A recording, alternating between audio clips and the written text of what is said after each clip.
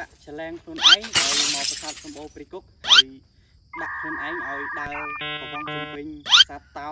ចាំមើលថាខ្ញុំដើរបានប្រហែលជុំតោះចាំមើលបងប្អូនគ្នានេះកន្លែងនេះហើយគឺយើងចំណាំកន្លែងហ្នឹងដើម្បីយើងដើរជុំមកដល់កន្លែងហ្នឹងគឺយើងរាប់ថាមួយឥឡូវយើងឡើងមកដល់ខាងលើហើយតោះយើងដើរទៅបងប្អូនគ្នា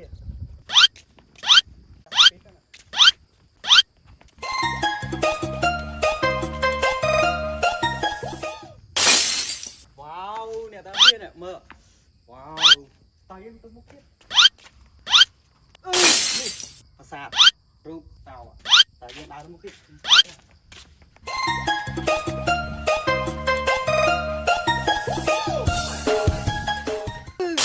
ដើរបានមកជុំហើយតើយើងទៅមុខទៀតឥ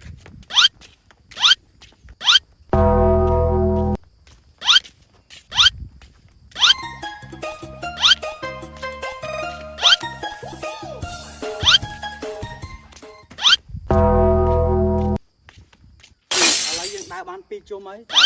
ដូចជាហត់មិនទេផ្ទះដៃ